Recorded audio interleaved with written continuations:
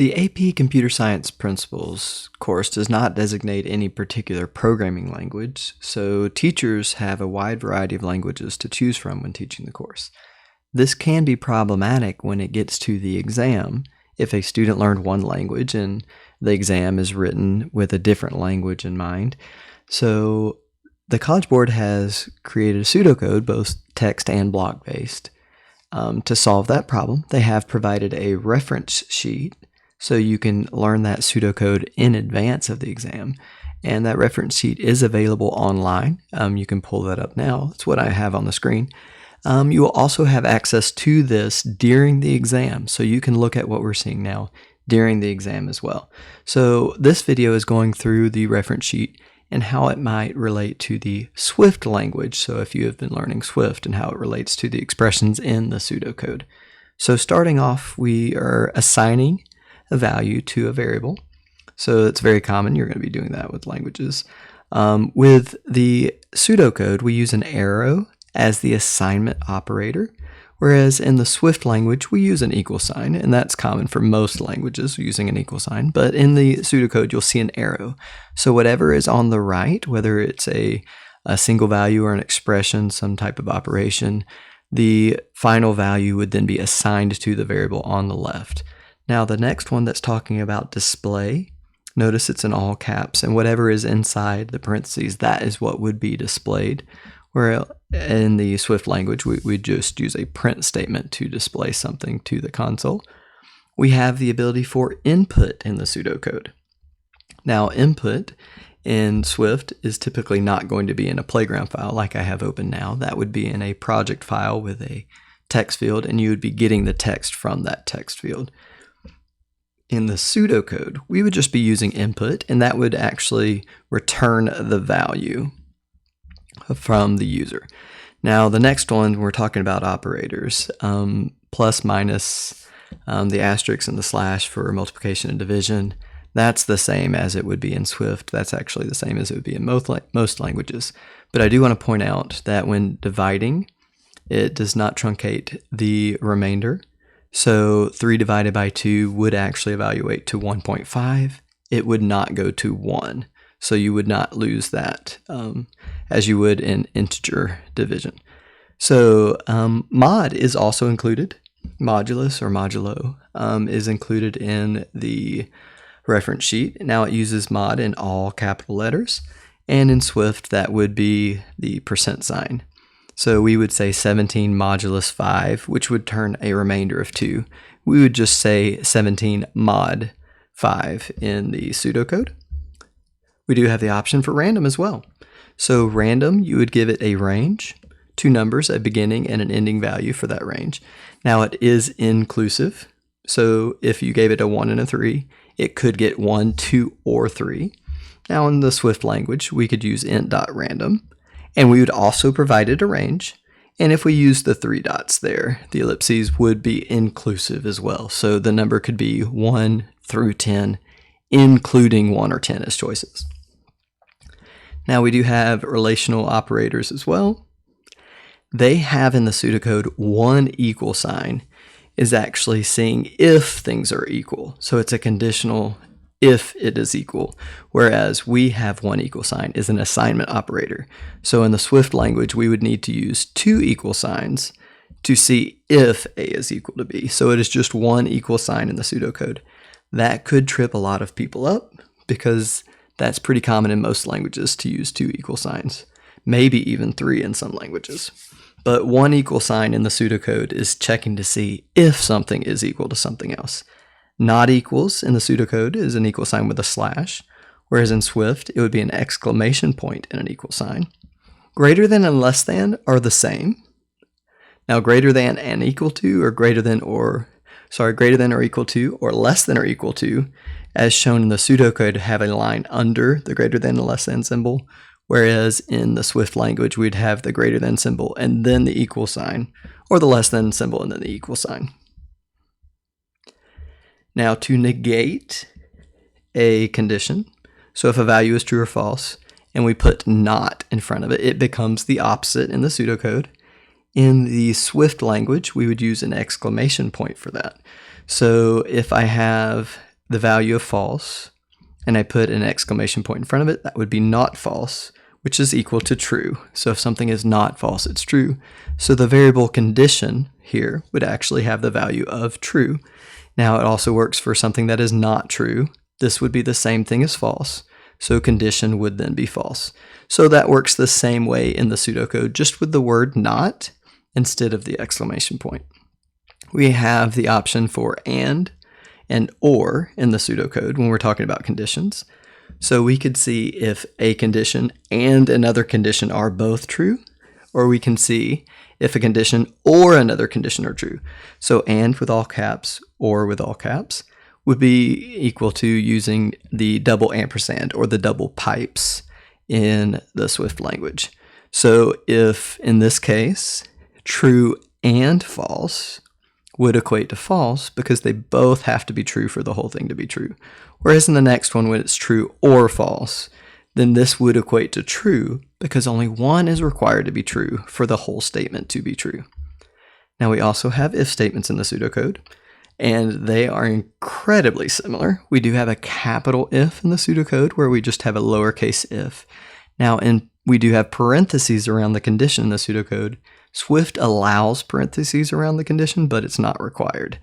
But we still have curly braces with whatever statements are going to run if the condition is true, which is the same. Now, I believe condition right now is false because I've got it equal to not true here. So this statement would not print. So if the condition is false, what is inside the curly braces would not work. And they also have the option for if-else statements in the pseudocode. And that runs just like if-else statements in Swift as well. So we do have lowercase if and a lowercase else. And notice the else does not have a condition, by it in the pseudocode or in the Swift language. The next one, repeat n times. So this is iterational. This is a loop. You would put in a value for n and a numeric value, and it would repeat the statements inside curly braces that many times. Now we can do that in the Swift language. So I've got a nice little warning here. I'm going to get rid of that for just a moment. So in the for loop, we could say to go 1 through 10, and this would be inclusive. So if we replaced n with 10, this for loop would run the same way. It's probably actually a little bit easier in the pseudocode than in the Swift language because of the underscore. Now, this is just a wildcard. If we replace that with a value, a variable name like index, that's just keeping track of the iteration as we're going through. So the first time through the loop, index would be equal to 1. The next time through the loop, index would be equal to 2. But if you don't need to keep track of that and you just need it to do something 10 times, you can put an underscore, which is a wildcard, which means the language doesn't have to remember for the purpose of the user, and it can just loop through 10 times. Now, there is also in the pseudocode a repeat until condition. So repeat until means when the condition is false, it's going to keep repeating until that condition turns true. So that is different than a while loop in Swift, because a while loop is while something is true, it will continue to repeat. So it's really the opposite here. Repeat until, it's going to keep repeating while it's false. Once it turns true, then it's going to stop and exit out of the loop. But the while loop is doing the opposite. While it's true, it's going to keep repeating. But we could make something similar just by putting a not in front of the condition. So while it's not true, it would continue to repeat. So that would give you a similar thing in Swift. Okay, we have lists in the pseudocode, and lists in Swift, we're going to be talking about arrays. And with arrays and lists, they're going to be behaving the same way from the pseudocode to the Swift language, incredibly similar. Now, the way it's listed in the pseudocode, I feel is a little bit out of order, because here we are actually trying to get a specific element out of an array before we've defined or assigned that array. So I've got it in a different order in the Swift language, just so I'm not throwing an error. So the first thing I'm covering is the third one down here, how we can create a list by assigning using the arrow in the pseudocode. That's the assignment, which is the same as the equal sign in the Swift language. So we use that arrow and we can assign values in square brackets into a list or an array with a variable name. So in the pseudocode, list would be the name of the array. So items is the name of the array here. And if I was assigning numeric values, I wouldn't need the quotes. So that's just for string literals. Now, once I've assigned that value, I could then assign an entire list to another list. So that's what's going on in my line 45 right here. So I've already created the items array, and now all of the values in there are getting assigned to this new items array with the equal sign. It's just the arrow in the pseudocode. And then back up to the top where it says lists, square brackets, I. So that's getting a certain element out of that array, whatever index you put in for I, which it's exactly the same in Swift. We put an index there and it returns whichever item. In this case, it would return milk because that's at index 0. Now I do want to point out that in this language, the pseudocode language, the first element of a list is at index 1. Very important to know because we are used to, in other languages, index starts at 0. The computer starts counting at 0. So we have to keep in mind in the pseudocode during the exam, the first element is at 1. Now you'll have this with you while you take the exam, but I do want to point out that reminder. Now we have the option in the pseudocode for each item in a list. And this is a way to loop or iterate through every item in a list. Now for each, all capitals, that's keywords. In is also all caps. That's also a keyword in the pseudocode.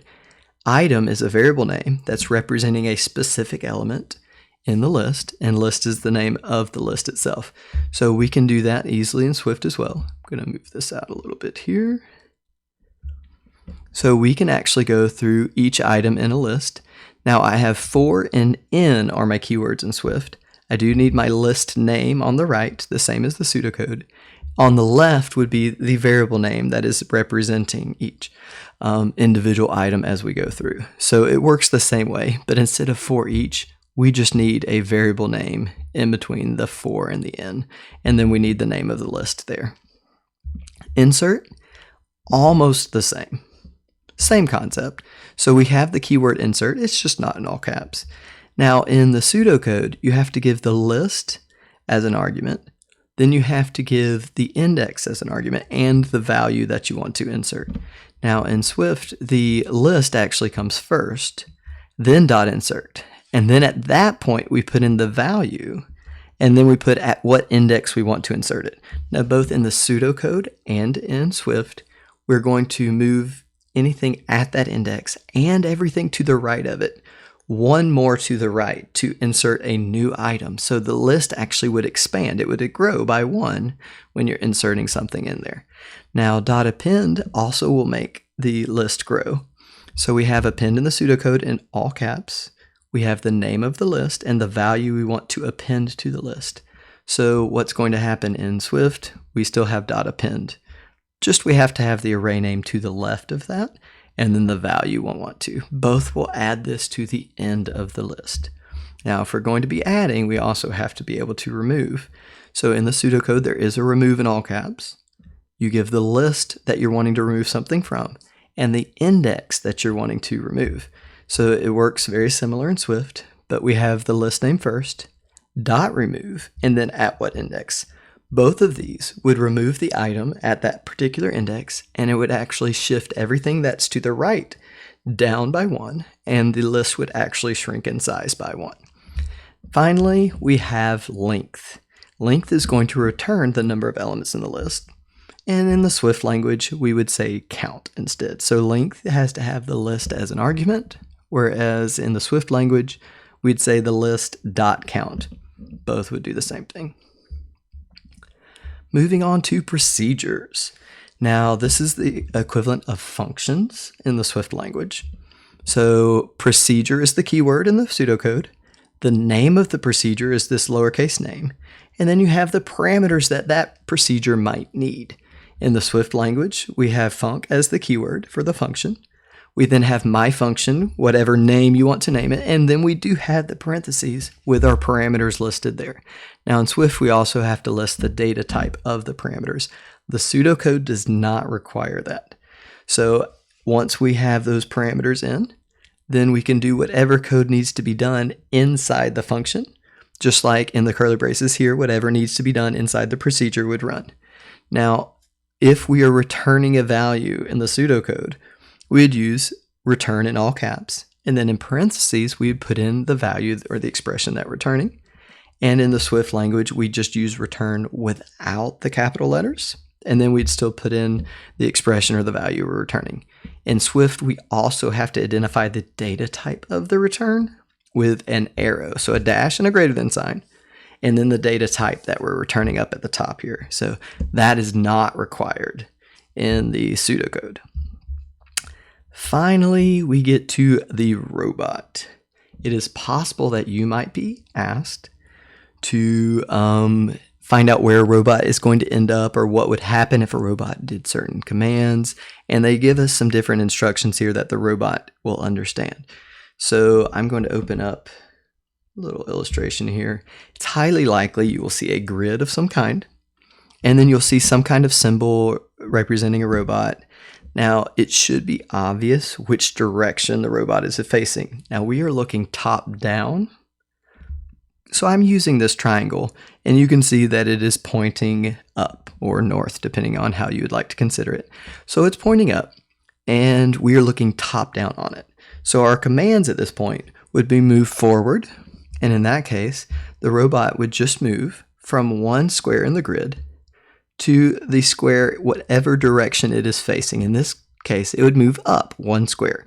If we called move forward more than once, it would then just move forward more than one square, equal to the number of times we call that function, or it would be a procedure in the pseudocode. Now, rotate left, we're still looking top down. So rotate left is actually going to be rotating counterclockwise. So you're imagining you're standing there where the robot is standing. If you were turning left, you would actually be turning counterclockwise. So if we call that command one time, it will rotate 90 degrees counterclockwise and then stop. If it was called twice in a row, then it would actually rotate counterclockwise twice in a row. So that would be the equivalent of 180 degrees and then stop.